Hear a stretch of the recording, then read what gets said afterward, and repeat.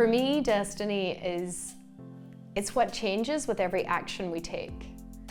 And I think that we're all destined for something in our lives, whether it's a mission that we want to complete on, whether it's a person that we need to become. And when you start a business, I think your business gives you permission to really fulfill on that destiny, because it's a mechanism for you to get yourself out into the world. And that's why speaking is so important, because that's a way that you can let the world know that you exist. And that's why my definition of it is that it changes with every action you take. And I think that people can be just stuck in who they are and they never take any action, they never take any steps forward. But if I look at my own business and my own life, there's decisions that I made like 7 years ago that there's no way I would be sitting here having a multiple six-figure business and a lifestyle that I absolutely love had I not taken action on some things that I wanted to do way back when I was starting my business in the first place. And for some people that might be as simple as going to an event and meeting somebody who then opens up a whole lot of opportunity for you. When I studied in college, I did social care. I wanted to be a nurse, actually. And then I realized that nursing wasn't for me, and then I got into social care. And I studied, I did really well, but I didn't get a job in that arena. Like I said, I went into sales. So after doing that job in Dublin, the door-to-door sales job, I realized that I really want to feed this thing that I have to really help young people. So I moved to London to look for a job in youth work, and I found a great job working for a non-profit. It was a really amazing organization. And what I was doing was I was preventing young people from becoming homeless on the streets of London. And I did that for 6 years and I absolutely loved it. But I couldn't see myself giving any more to that job because I felt like I had given so much to other people. It was time to look at what could I give myself. I knew something wasn't right. I didn't know what it was. I was somebody who was always like full of joy and enthusiasm and really excited about my life. And then when I came around about my 36th birthday, any other time I would have been like, yeah, let's go party, let's have fun. But this time I was just like, I'm just not feeling it. I started to question everything in my life.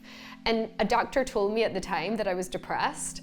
And I was like, I'm not depressed and I'm not taking tablets for this, but I am going to write a whole lot of lists for this. So I took myself out of London. I went to Paris for my birthday myself.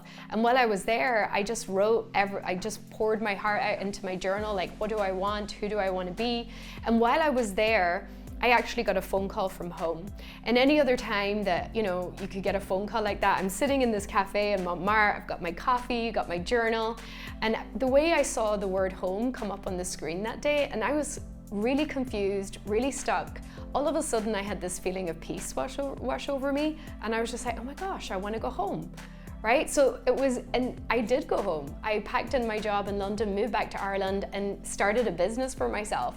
Now, had I not have put myself in another situation, would I have had that realization? I don't know. But that was an action I took that literally changed my life forever. Tony Robbins says that the hardest question a human being will ever ask themselves is, what do you want? And people can go through their entire lives and never actually know what they want. And I think by the time somebody comes to me, especially a woman who's potentially been successful in another career, or perhaps she's been running the home for years and she's ready to get into coaching or into the transformation space, she knows that it's time for her to do something for herself. Whether she's going to give herself permission to do that is always the question. When people say this won't work for me, I'll be like, well, how is it working out telling yourself that story every day of your life? Because at the end of the day, it's a story that they've made up. So I'm a firm believer in asking people and encouraging people to make up a story that will work. Like, what if it does work? What if it works out so well that it blows your mind? What if it's the perfect decision for you? And what if it does work for you? But just allow yourself to even sit in that possibility that people are so in a habit of thinking that things won't work for them, as opposed to giving themselves an opportunity to say, well, what if this did work for me? And I think that has a lot to do with just the questions that we're asking ourselves. Are we asking ourselves empowering questions, or are we just telling ourselves stories that are going to hold us down? Because again, it's all made up anyway, so you may as well make up something that's going to drive you.